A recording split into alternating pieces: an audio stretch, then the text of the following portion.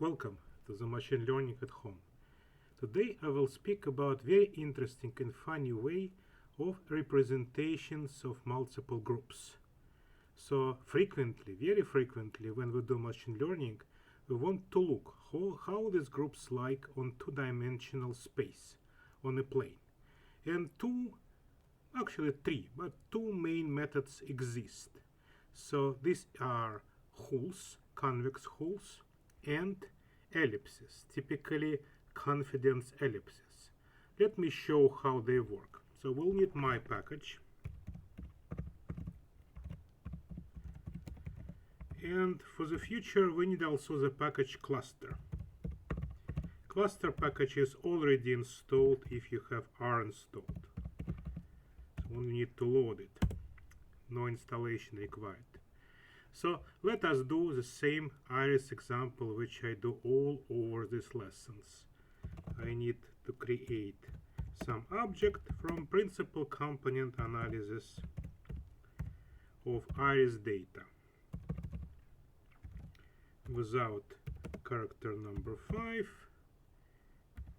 and I will need only two first principal components, just to make sure that my data set contains only two first components.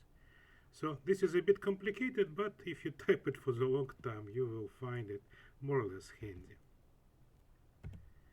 Okay, now I will plot my object.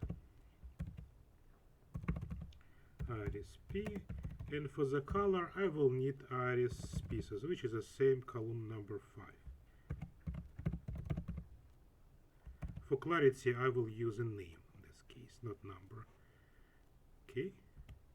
So as you see, there are dots which are equivalent to species. They are very nice, but we want to see groups. To see groups better, there are holes, convex holes, and ellipses, confidence ellipses. So let me show you holes first. Holes. Iris P, iris, dollar, species. So now you see that confidence holes are, so these holes are polygons which will include outer points of each species cloud. So as many outer points as possible will be included here. They are simplified a bit. They actually go outside, they convex, so they don't go down. But otherwise, a very useful way of representation of these three species. Actually, any number of species, any number of group. So configurations of convex holes depends only on location of these points. Now ellipses. I will repeat my plotting again, and now instead of holes use ellipses.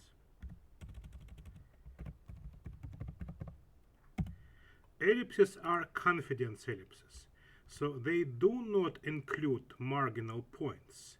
Instead, they show you the level of confidence. So this is a very important difference. So they represent the feature of the cloud itself, not the feature of margin outside points. And to make holes also representing feature of the clouds, I extended these convex holes just a little bit to take out outliers. So let me show how this third method works. So holes, but I need to say outliers equal to false, so we don't need them. Outliers. Okay. It will also show you centers, but important is that some dots are outside of these clouds, outside of convex holes. So this is a concept which is more close to ellipses, because now my polygons represent more the internal structure of each species cloud. And logically, now is a question. Maybe it is possible to make ellipses in such a way that they will go through the marginal dots of each cloud. So ellipses like holes. So these are holes like ellipses, but I want ellipses like holes. This is computationally more interestingly complicated, and I was glad to find this way exists already. In R, you can use this library cluster, which we already loaded, and then make the so-called ellipsoid holes. So let me speak about ellipsoid holes. To make ellipsoid holes more kind of straightforward, I will create object for them first. So we'll go slightly from outside. My object name is EH. So my EH object will be list. To create list, it's kind of counterintuitive. You need to make function which name is vector. So vector with mod equal to list. This is why we need list. And also we need three components. So we need length equal to 3. Why 3? Because we have 3 species. So now we need names for that list. It's empty right now, so we have names function. And names will come from levels of iris species. Actually, species epithets, species names, you can say that. Levels, iris. So levels iris species are Setosa, Versicolor, Virginica. So now my list is empty, absolutely empty. It has 3 empty components. One is Setosa, one Versicolor, one Virginica. Perfect. And now I will run this main function. Main function name is ellipsoid hole. But ellipsoid hole can be run on only one of species. So I will make a cycle to run it 3 times. For gr in names eh. So what does it mean? So I will have variable gr, and it will take names of my list. So it will be first Setosa, then Versicolor, and then Virginica. And for each of these species, I will fill my empty list with some numbers. So EH, I need double square brackets to access internal part of the list. And so I will fill Setosa part, then Versicolor, then Virginica, with that more or less complicated but understandable statement. So I will use predict from ellipsoid hole, and ellipsoid hole will have iris P, my principal component analysis result, but only part of it. So only part which correspond with each species.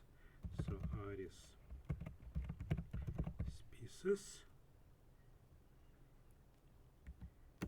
equal to gr, and comma because I only need rows, not columns. So sorry for complicated statement, but I think it's understandable. So we have 3 parts of EH list. For each of them, I will run predict ellipsoid hole function, and result will be written into within that part. So parts are empty, and they will be filled with results of predict ellipsoid hole. This is how that should run. If I don't have mistakes, hopefully not. Oh, I forgot, by the way, to make square bracket in a proper place. It should be here. Okay, that's one mistake. Maybe there are some more. Let me run first. No, looks like everything is good. To check if everything went, we need structure of our EH list. Okay, looks it's filled with some numbers. To be absolutely sure, I will apply head function for each of components of EH. So it will show me first entries of each part. So it should show 3 numeric parts. Yes, it is.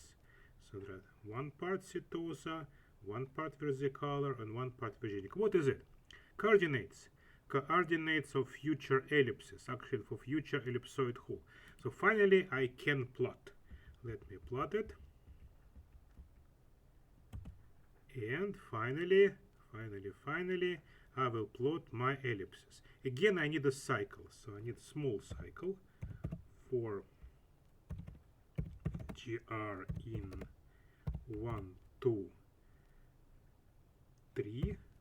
Because I have 3 parts in EH. Lines, EH, GR, and color will be equal to GR, to that number. So again, it will make a new variable GR, which will be 1, 2, or 3, and make it for simplicity. And then I will take component number 1 from EH and will make lines from it and colorize it according to the numbers. So first number will be 1, so black. Second number will be 2, so reddish. Third number will be 3, so greenish. Exactly how these points are colorized. Let me see. Yes. So these are ellipsoid holes. Look on them.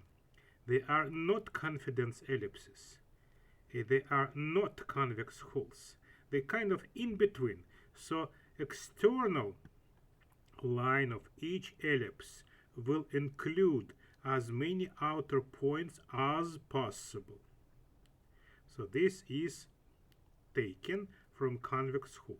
But the overall shape will be ellipse. So that will taken from the idea of confidence ellipses. So it's kind of hybrid approach, which might be also useful in some cases. So I like to have that instrument in my hands and use it whenever I like it. And what is very good about my EH object, it was complicated to make it, I'm sorry for that. But now you can apply some useful functions. For example, you can say overlap. Overlap EH. And you will see how ellipses are overlapping. That's really interesting. So you can apply the same things which I'm using for my ellipses and holes. So ellipsoid holes also applicable, but for that you need to create this EH-like list. If you have it, you are free to go and do whatever you like with it. So for example, take some numbers. So not only visualization, but also some statistical numerical output from ellipsoid holes. So this is ellipsoid holes and how you can use them. Thank you very much.